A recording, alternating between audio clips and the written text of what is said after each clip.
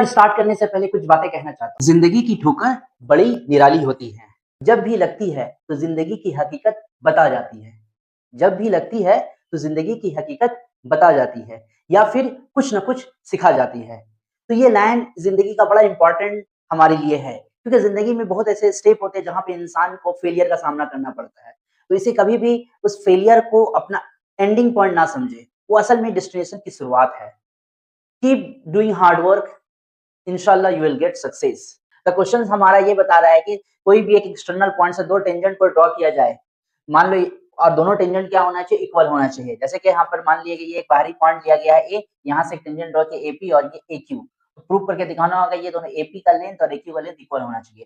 तो सबसे पहले जो गिवन है वो लिखेंगे। गिवन क्या है, two tangent AP and A Q are drawn ना फ्रॉम एक्सटर्नल पॉइंट ए, और ओ क्या है, सेंटर ऑफ द सर्कल है। ठीक है, तो हम लोगों को प्रूव करके दिखाना है कि AP is equal to AQ होना चाहिए, वो हम लोगों को यहाँ पे लिख दिए।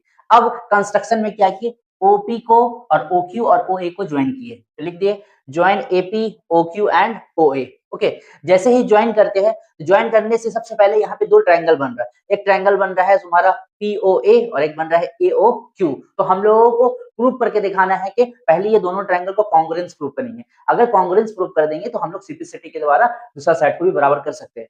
तो हम लोग पहले प्रूफ में जो लिखे वो लिखे कि AP इज अ टेंजेंट है और at point P and OP is radius through the point P। ये OP क्या है, रेडियस है। जैसे कि थ्योरम नंबर 1 यहाँ पढ़ाए थे, जब कोई भी टेंजेंट जिस पॉइंट पे कट करता है तो वो उस पे परपेंडिकुलर होता है, यानी OP is perpendicular to AP। इसी तरह से OQ क्या है, तुम्हारा रेडियस है, ये भी परपेंडिकुलर होगा ना AQ पर।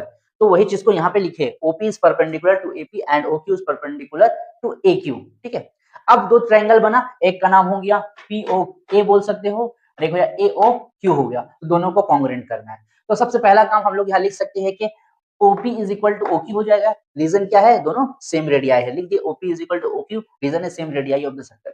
दूसरा है, दोनों ट्रायंगल में देखो ये एक लाइन जो है कॉमन है, ये लाइन होने के कारण ही ये ट्रायंगल बना है दो। तो लिख सकते OA is equal to OA common side. Clear. अब देख रहे हैं कि 90 डिग्री हम लोग को पता है OPA और यहाँ OQA, 90 डिग्री बन रहा है एच हो गया।